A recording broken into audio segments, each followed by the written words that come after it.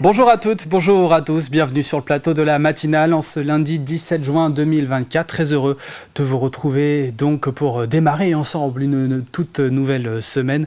On fait le point tout de suite sur les titres, sur ce qui vous attend durant cette demi-heure. Les mairies vendéennes s'organisent à l'approche des élections législatives. Vous le savez, le timing est très serré, c'est du jamais vu. Nous sommes allés voir comment tout ça se prépare. Du syndicat mixte Vendée-Sèvres-Otis qui a inauguré le système d'endiguement maritime, du sport aussi, avec du basket, de la natation et du tennis ce matin.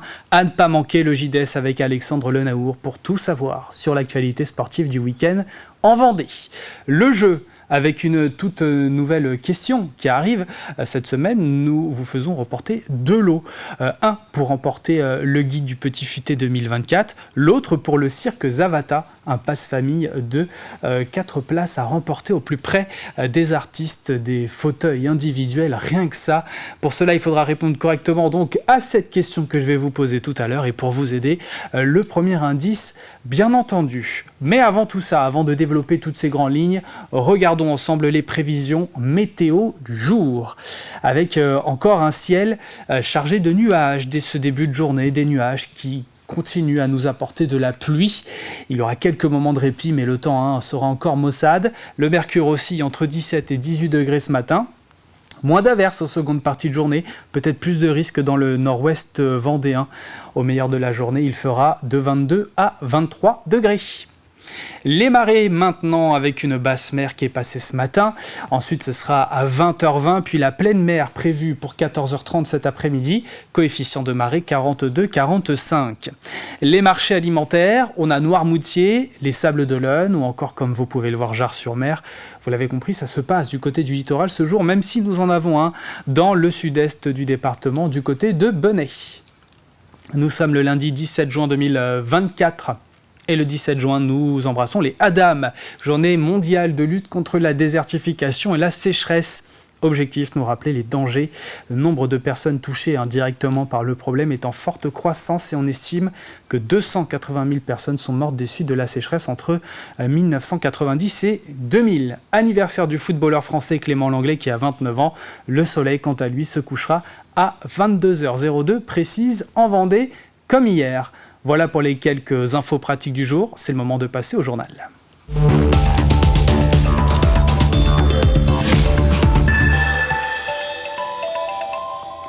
Il ne reste plus que 13 jours pour organiser le premier tour des élections législatives anticipées. Cela demande d'importantes préparations pour les mairies qui doivent mobiliser des locaux, du personnel et des assesseurs. En Vendée, comme partout en France, on s'organise pour être prêt dans les temps. C'est ce que notre journaliste Mathis Pires a pu constater. Tout juste les européennes terminées que les législatives sont déjà dans toutes les têtes. À moins de 2 semaines des élections, pas le temps de se reposer qu'il faut réorganiser. On a repréparé donc nos casiers pour éviter de les replier. On les a remis avec le matériel qu'on avait, sauf qu'on a changé les enveloppes qui sont plus de la même couleur. Depuis l'annonce de la dissolution, c'est toute l'organisation qui est à reprendre de zéro. La responsable des élections ne quitte même plus son bureau. C'est énormément de boulot en si peu de temps, surtout après avoir déjà préparé une autre élection avant. Je vis plus à la mairie qu'à la maison. Même constat, mais dans une plus petite commune, moins de 500 habitants, et pourtant, ça demande une grande organisation. On voit avec les membres du conseil municipal, là, si tu peux... D'accord, il y avait 2 personnes qui s'étaient aussi proposées pour le premier tour.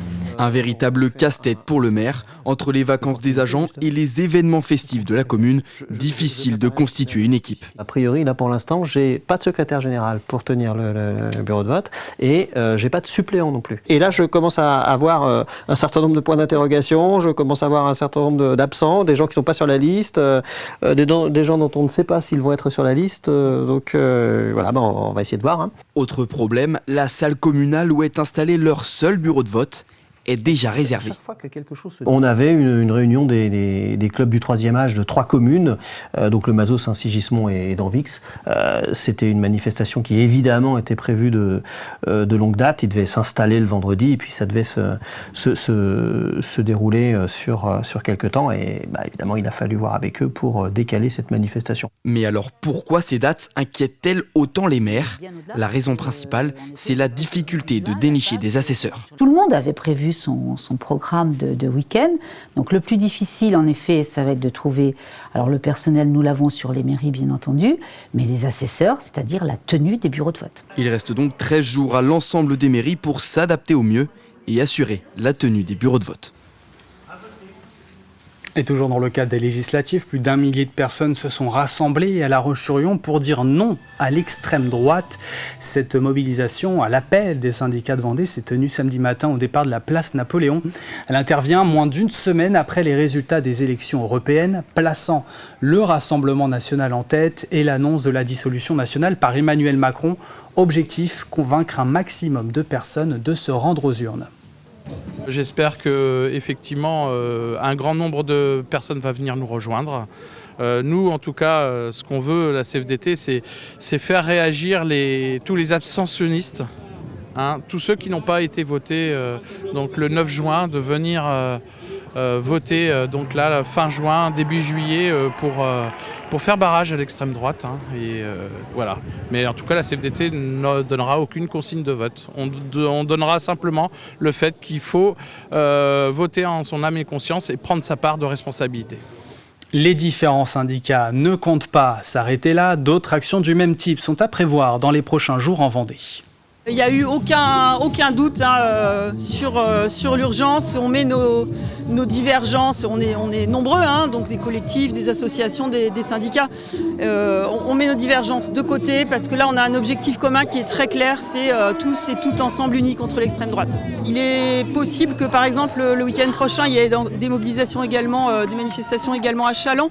C'est-à-dire qu'au niveau local, tout le monde se mobilise là actuellement et notamment pour des collages d'affiches, des distributions peut-être dans les boîtes aux lettres aussi. Enfin, il faut convaincre en fait. Dans toute autre chose, maintenant, la classe de 5e C du collège des Colibert de Saint-Michel-en-Lerme vient de décrocher le 4e prix au concours Le Prévert organisé par la Mutualité sociale agricole. La classe n'ayant pas pu se rendre à Paris pour se voir remettre ce prix, c'est dans la mairie que les élèves ont été reçus. À cette occasion, ils se sont vus remettre un chèque de 1 000 €. Un chèque qui vient récompenser le travail réalisé ces derniers mois. L'enjeu du concours était de valoriser un métier de l'agriculture en allant à la rencontre d'un professionnel et en créant un dépliant. Les élèves ont pu découvrir l'exploitation bovine bio installée sur la commune. C'est un concours national. Au départ, il est sélectionné dans les caisses de MSA. Et après, les meilleurs sont remontés au niveau national. Donc il y avait 89 dossiers, 29 ont été sélectionnés et 9 ont eu un prix. On était invités sur Paris pour la cérémonie, mais vu que c'est assez loin et que ça a coûté, donc on s'est dit on fait la cérémonie à Saint-Michel et on est très contents que vous soyez là et puis aussi que le maire nous ait reçus avec les administrateurs de la MSA. Le syndicat mixte Vendée-Sèvres-Otise a inauguré le système d'endiguement maritime lancé en 2010 suite au passage de la tempête Xynthia. Elle a provoqué de nombreux dégâts sur les digues, notamment. Alors, le programme d'action de prévention des inondations de la Vendée a été quant à lui lancé en 2012. Il a pour objectif d'établir une gestion intégrée du risque d'inondation dans le but d'en réduire les conséquences à la fois humaines, matérielles et économiques. Le syndicat mixte a créé ou restauré des dizaines de kilomètres de digues, un vrai rempart contre la montée des eaux, sujet de Cyril Guillet. Survenue dans la nuit du 27 février 2010, la tempête Xynthia a fait 29 victimes sur la commune de La Faute-sur-Mer. Parallèlement, 42 km de digues ont été endommagées ou détruites, permettant par endroits à la mer d'avancer sur plus de 7 km dans les terres. Xynthia nous a alertés, a été une expérience tellement douloureuse pour les Vendéens. Mais c'était le premier signe avant-coureur du niveau des océans qui est en train de monter, du risque que comportent ces milieux fragiles. Et donc, à partir de Xynthia, nous avons compris que les niveaux d'eau devaient être surveillés et qu'il nous fallait construire des digues qui allaient protéger les populations et encore une fois, l'activité agricole. Dès 2010, des financements ont été débloqués et les premiers travaux ont été lancés.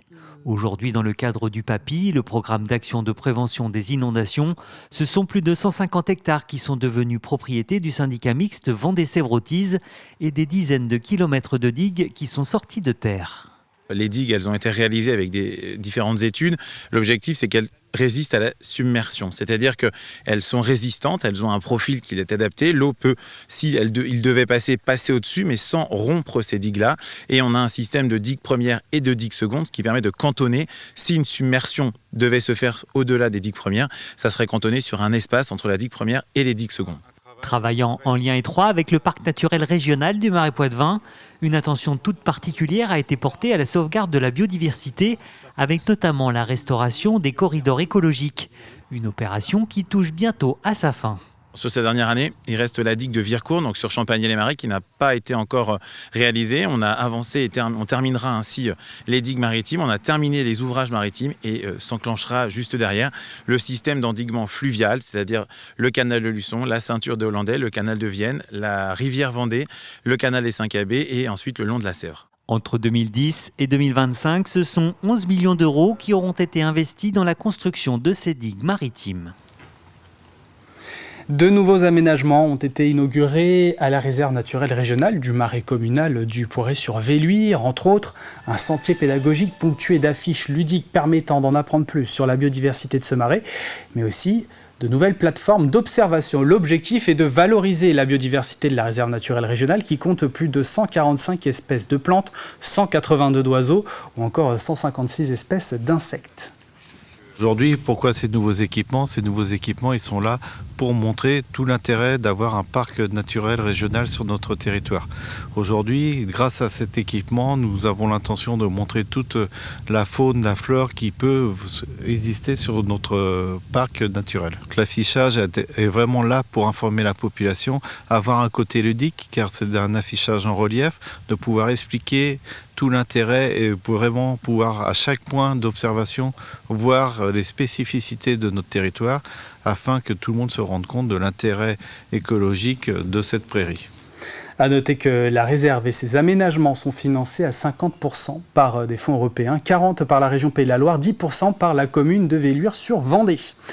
On ouvre une page sport maintenant, organisée par l'association CEPA Sports Events Project Association. Le premier Open de basketball s'est déroulé en équipe. C'est une équipe de 3-3 en fin de semaine dernière, place Jacques Chirac à La Roche-sur-Yon. Le but de cette manifestation était de promouvoir le sport et plus particulièrement le basket avec des initiations, notamment pour les scolaires.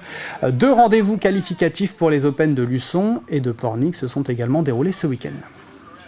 Aujourd'hui, nous sommes sur la place Jacques Chirac pour la première édition de l'Open 3-3 La Roche-sur-Yon justement, qui est un événement sur 4 jours, qui est composé de 2 gros blocs, une partie animation, grand public et scolaire le jeudi, vendredi et inter-entreprise, et le samedi, dimanche, les tournois officiels Super League et Junior League. L'enjeu pour les équipes aujourd'hui de venir disputer ce tournoi, c'est tout simplement une qualification pour l'Open Plus de Luçon, qui lui a une certaine valeur dans le championnat estival organisé par la Fédération française de basketball. On est toujours dans cet objectif de dynamiser notre ville par le sport, par l'événementiel, se faire connaître la pratique et puis inciter au plus grand nombre à pratiquer le sport. Oui, c'est une discipline qui n'a rien à voir avec ce que l'on peut retrouver de plus classique en basket. C'est ce que nous expliquent certains de ces pratiquants à notre micro. C'est un sport qui est complètement différent du 5-5, où on retrouve beaucoup plus de jeux rapides, des tirs un peu plus complexes de temps en temps, mais c'est quand même un sport très intéressant. Il y a plus de contacts, très peu d'arrêts de jeu quand même. Ouais, non, c'est très intense le 3-3. C'est plus du 1 contre 1, ça reste collectif mais ça l'est moins. Et c'est beaucoup plus technique, c'est beaucoup plus physique aussi.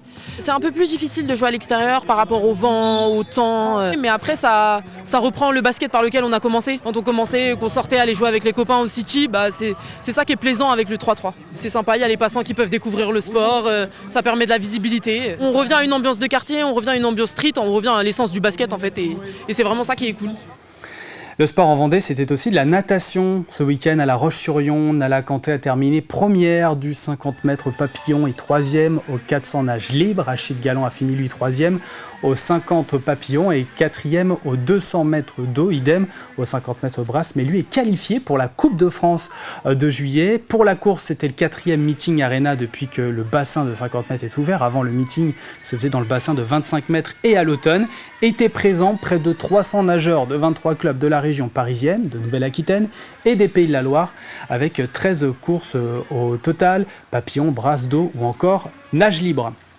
Et puis les finales dames et messieurs du 8e tournoi CNGT, le circuit national des grands tournois en tennis de Saint-Jean-de-Mont, qui ont clôturé cet événement, ayant débuté le 1er juin au Garden Tennis, à l'issue de 15 jours de compétition durant lesquels se sont affrontés 10 joueurs et joueuses du top 60 français. Pauline Payet du Bourbon Tennis Club a remporté la finale dame, tandis que Benjamin Martin du Snook Tennis de Nantes s'est imposé chez les messieurs. Voilà donc pour l'essentiel de l'actualité. Poursuivons avec les prévisions météo détaillées du jour, avec de nouveaux passages pluvieux qui continuent d'arroser aléatoirement le département. Il y aura quelques moments de répit, mais le temps reste maussade. Le mercure affiche ce matin 16 degrés à la Châtaigneraie et Chantonnay, 17 à Fontenay-le-Comte, La Roche-sur-Yon et Montaigu-Vendée, 18 pour tout le littoral vendéen, de Beauvoir-sur-Mer à la Tranche, en passant par les Sables d'Olonne ou encore Saint-Jean-de-Mont. On y aura jusqu'à 18 aussi sur Noirmoutier. Moins d'averses en seconde partie de journée, peut-être plus de risques dans le nord-ouest du département. Néanmoins, ce sera encore et toujours nuageux. Au meilleur de la journée, il fera de 22 à 23 degrés. Ça va commencer à remonter un petit peu. Matinée pluvieuse demain, mais ciel plus dégagé en seconde partie de journée. Le thermomètre affichera à peu près les mêmes valeurs. Mais nous y reviendrons bien sûr dans nos prochains bulletins météo. Nous entrons dans la deuxième partie de cette édition. Le jeu est à retrouver dans quelques instants. Mais avant, place au Journal des Sports. C'est parti.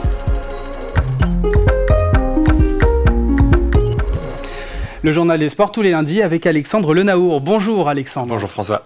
Et on démarre avec du tennis. Vous en parliez d'ailleurs jeudi dernier dans 85 chrono. Le tournoi CNGT de Saint-Jean-de-Mont rendait son verdict ce samedi. Et oui, suite et fin de cette 8e édition. Alors on parle ici du circuit national des grands tournois. Ce sont tout simplement les tournois français les plus importants. Souvent un premier pas vers l'international. Et pour cette édition 2024, le Garden Tennis Club de Saint-Jean-de-Mont qui accueille la compétition avait réuni un beau plateau chez les hommes comme chez les femmes, et samedi place au final d'abord chez les féminines. La finale opposait deux joueuses de 29 ans, Pauline Payet classée numéro 48 et Mallory Noël numéro 42 au classement CNGT. La première manche tourne en faveur de Pauline Payet qui l'emporte 6 jeux à 3. Pauline Payet qui est au fond de l'image. En face, la joueuse du tennis entantionaise va réagir et recoller à une manche partout. Le deuxième set est pour Mallory Noël, 6-2, mais dans la troisième manche, c'est bien Pauline Payet qui se montre la plus solide et l'emporte 6-4. La licenciée du Bourbon Olympique Tennis Club de l'île de la Réunion s'impose donc 6-3, 2-6, 6-4. Et puis chez les garçons, ensuite place là aussi à la finale. Local de l'étape, Benjamin Martin, 19 ans, classé -15 et licencié au Snook Tennis Nantes, était opposé à Ronan Joncourt, 27 ans, joueur de Villemomble en Seine-Saint-Denis.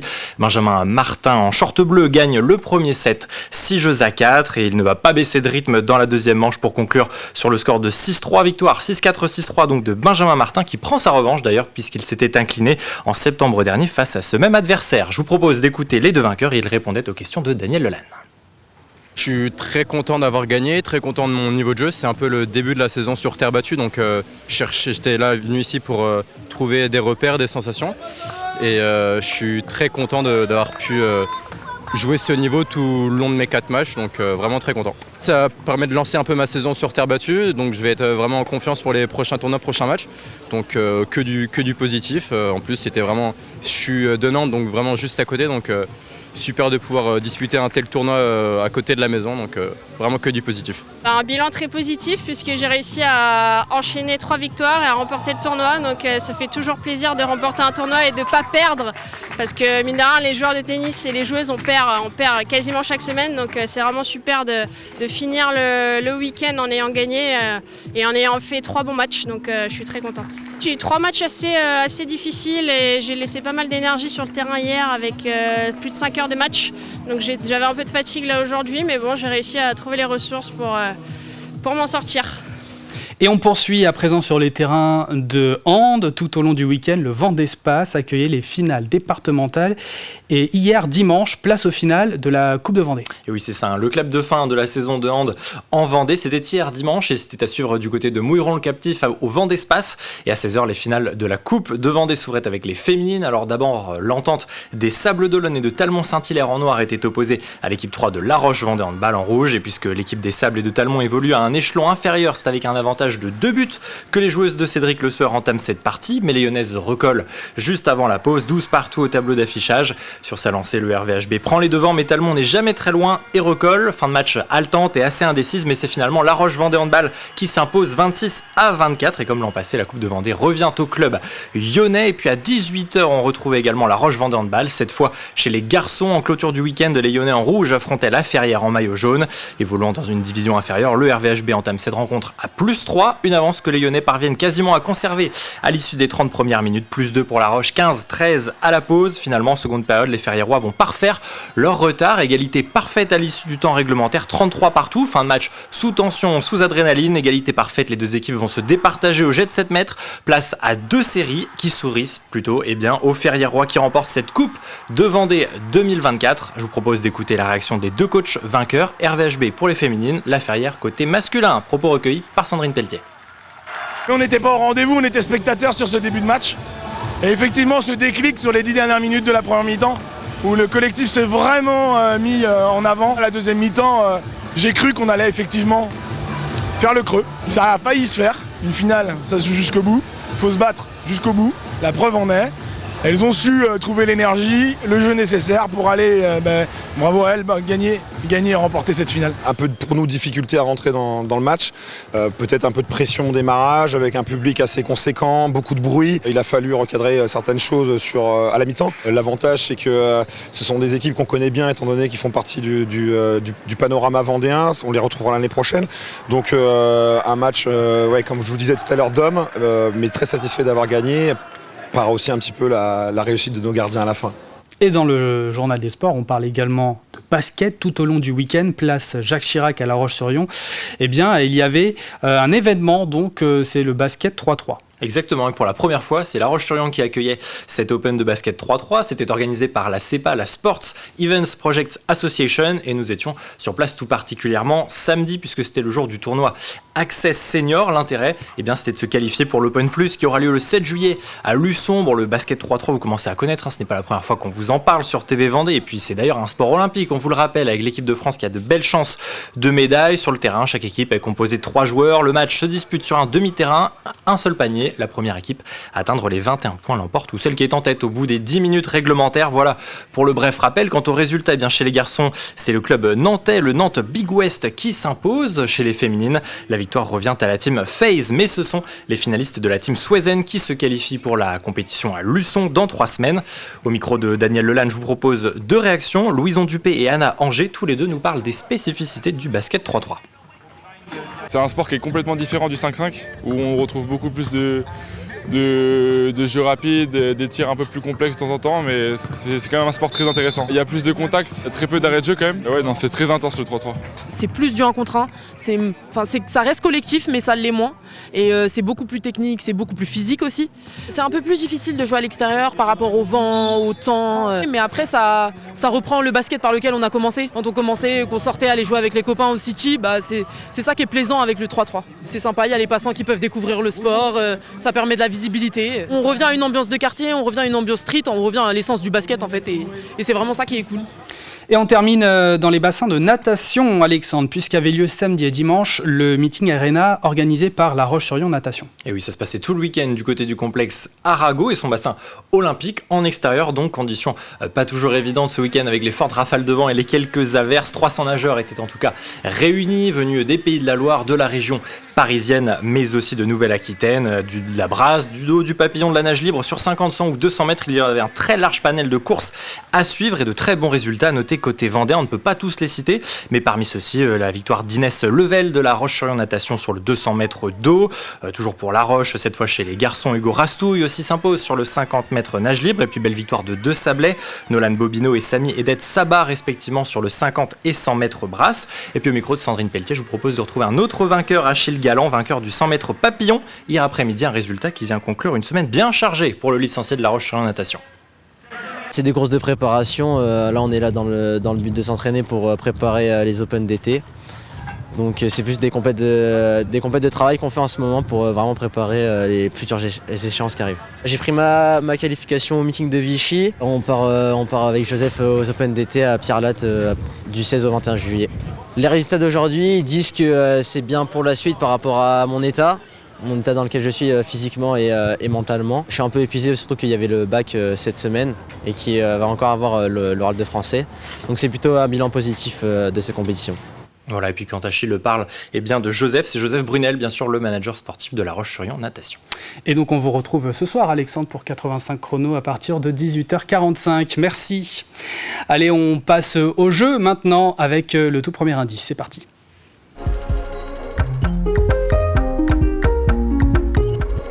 Ce n'est pas un, mais 2 lots que nous vous offrons cette semaine. Le guide du nouveau Petit Futé Vendée, l'édition 2024, mais également un pass VIP 4 personnes, direction le cirque Zavata, des places au plus près des artistes. Mais pour cela, il faut répondre à cette question. La voici. Quel âge a la Cinémathèque de Vendée cette année? Voici l'indice. Son anniversaire sera célébré au Concorde à La Roche-sur-Yon le 23 juin. Pour jouer, vous allez sur notre site internet tvvendée.fr. Bonne chance.